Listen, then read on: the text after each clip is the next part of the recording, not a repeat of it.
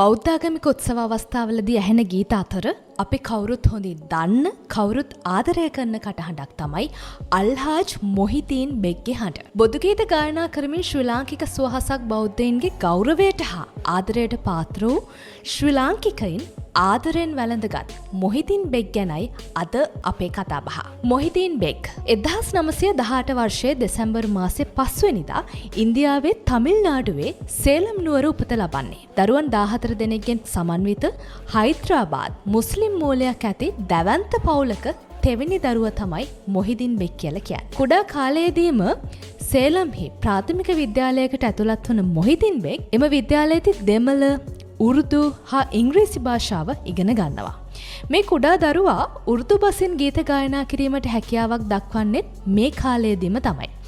ඒ හේතුවෙන් කුඩා කල පටන්ම ගායනයට දක්ෂ දරුවෙක් විදියට මොහුව හඳුනා ගන්නවා. 1931 දී ඔහුට වයස අවුරුදු 14යි. මොහිදීන් බෙග් ලංකාවට පැමිණෙන්නේ මෙන්න මේ කාලයේදී. ඒ බ්‍රිතාන්‍ය ලංකා පොලිසියේ සේවය කළ තමන්ගේ වැඩිමහල් සහෝදරයා හදිසියේ මිය යාම හේතුවෙන්. ඒ අවමංගල් අවස්ථාවට සහභාගී වෙන ඔහු නැවතත් ඉන්දියාව බලා පිටත් වෙනවා. තවත් වසර කිහිපයකින් නිසි වයස සම්පූර්ණ වීමෙන් පසු ඔහුද බ්‍රිතාන්‍ය ඉන්දියානු පොලිසියට සම්බන්ධ වෙනවා. ඊට පස්සේ මොහිදීන් බෙග් බ්‍රිතාන්‍ය ලංකා පොලිසිය වෙත අනියුක්ත වෙනවා. ඒ කාලේ ඔහු නැවතී සිටින්නේ කොළඹ නගරයේ මරදාන ප්‍රදේශයේ. ඒ කාලයේදී බෙග් තරුණයාගේ ඥාතියෙක් ලංකා පොලිසියේ සේවය කරනවා. එම ප්‍රදේශයේම වාසය කළ ප්‍රසිද්ධ ඒ වගේම දක්ෂ සංගීතඥයෙක් තමයි මොහමඩ් ගවුස්. එහෙමත් නැත්නම් ගවුස් මාස්ටර්. ගවුස් මාස්ටර් මොහිදීන් බෙග් තරුණයාට හඳුනා ගන්න අවස්ථාව හම්බෙනවා.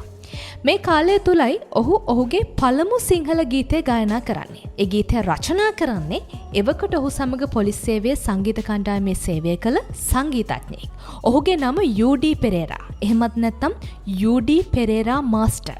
මොහිදීන් බෙග්ට මේ කාලේ සිංහල භාෂාව කතා කරන්න බැහැ. ඔහු ඔහුගේ පළමු ගීතය වන ඉන්දියානු ගීත තනුවකට නිර්මාණය වුණු කරුණා මූදේ නාමු ගිලීලා ප්‍රේම මනෝහර ගීත ගයාලා.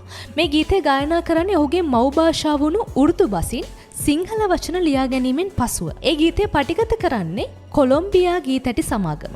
මේ ගීතය ඇතුළත් ග්‍රැමෆෝන් තැටිය පිටපත් දසදහසක් කලවි වූ බව සඳහන් වෙනවා. මේ වන විට බෙග් තරුණයාට වයස යාන්තම් අවුරුදු 18යි. ඊට ටික කාලයකට පස්සේ ලංකා පොලිසියෙන් ඉවත් වෙනවා. ඒ ඉවත්වීමත් සමග තමන්ගේ ජීවිතය ගෙනියන්නේ කොළඹ නගරාශ්‍රිත ප්‍රභූ නිවාසවල උත්සවවලට හා සංගීත සාජ්‍යයන්ට ගායකයෙකු විදියට සම්බන්ධ වීමෙන්. 1945 වසරේ අශෝකමාලා චිත්‍රපටය සඳහා පසුබිම් ගීත ගායනය සඳහා මොහිදීන් බෙග් එකතු වෙනවා. ඒ තමයි ඔහුගේ පළමු චිත්‍රපට පසුබිම් ගායනය. මේ චිත්‍රපටය සඳහා ගීත කිහිපයක්ම ඔහු ගායනා කරන අතර අමරදේව ශූරීන්ද මේ චිත්‍රපටයේ ගීත ගායනය සඳහා සම්බන්ධ වෙනවා. ඔහු පසුබිම් ගායනා ඉදිරිපත් කළ චිත්‍රපට ගණන 400ක් බව සඳහන් කරන්න පුළුවන්. සංගීත ලෝකයේ දැවැන්තෙක් විදියට අශෝකමාලා චිත්‍රපටයෙන් ආරම්භ වුණු ඔහුගේ ගීත ගායනය වසර ගණනාවක් අඛණ්ඩව ඉදිරියට ගලාගෙන යනවා. මොහු මිය යන විට ගායනා කර ඇති ගීත සංඛ්‍යාව 9000කට ආසන්න බව ඔහුගේ පුත්‍රයා තමයි ඉෂාන් බෙග් පවසන්නේ. මේ ගීත අතරට බෞද්ධාගමට සම්බන්ධ බුදුගුණ පිළිබඳ කියවෙන ගීත විශාල ප්‍රමාණයක් අන්තර්ගත වෙනවා. ඉන්දියානු චිත්‍රපටයක් හඬකවා මෙරට අංගුලිමාල නමින් තිරගත වුණු එහි එන සුප්‍රසිද්ධ ගීතයක් තමයි බුද්ධං සරණං ගච්ඡාමි ගීතය. මේ ගීතය ගායනා කරන්නේ මොහිදීන් බෙග්. මේ ගීතය බෞද්ධයින් ඉතාමත් තදින් වැළඳගත් ගීතයක් ලෙස හඳුන්වා දෙන්න පුළුවන්. මල් සුගන්ධේ දම් සුගන්ධේ මිනිසාමයි ලොව දෙවියන් වන්නේ සකල සතම බොදු බැතියෙන් සුවඳේ මට සීතල සුළඟ පවා මේ ලෝකතලේ ඒ වගේම තමයි බුදුන්ගේ අමාධර්මේ මේ විදියට විශාල බැතිගී සංඛ්‍යාවක් මොහු ගායනා කරලා තියෙනවා.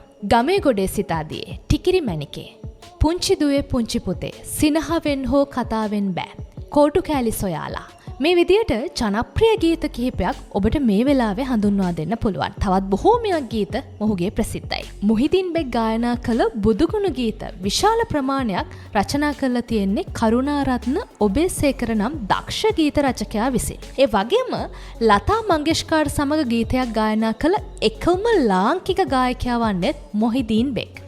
ඉන්දියානු ජාතිකයෙක් ලෙස මෙරට සිටි මොහිදීන් බෙක් සංගීත ශිල්පියාට 1956 වසරේදී සම්මානනීය පුරවැසිභාවයක් පිරිනැමෙනවා. ඒ එවකට රාජ්‍ය නායකවුණු බණ්ඩාරනායක අගමැතිවරයා අති. ලංකාවේ වාසය කළ තම ඥාති සහෝදරියක් සමග තමයි මොහිදීන් බෙක් විවාහ වෙන්නේ. දරුවන් 8 දෙනෙකුගේ පියෙක් වීමට ඔහුට අවස්ථාව හිමි වෙනවා. ඔහු දෙවරක්ම කලාශූරී සම්මානය ලබා ගන්නවා. ඒ වගේමයි වර එක සරසවි සම්මානයද හිමි කර ගන්නවා. ඊට අමතරව ප්‍රථම නිදහස් උළෙලේ හා 1974 වසරේ මෙරට පැවති නොබිති ජාතීන්ගේ සමුළුවේ ගීත ගායනා කිරීමටද අවස්ථාව හිමි කර ගන්නවා. 1991 මේ වර්ෂය ඔබට මතක් කළ යුතුමයි. 1991 වසරේ ඇසේ සිදු කළ ශල්‍ය කර්මයකින් පසුව නැවත සිහි නොලබාම මේ සොඳුරු මිනිසා මී යනවා. හැබැයි ඔහුගේ පුතා ඉෂාක් බෙක් සංගීත ශිල්පියා තමන්ගේ පියාගේ හඬ ඉදිරි පරපුර වෙනුවෙන් ජීවමාන කිරීමේ වගකීම බාරගෙන තියෙන බව සඳහන් කළ යුතුමයි.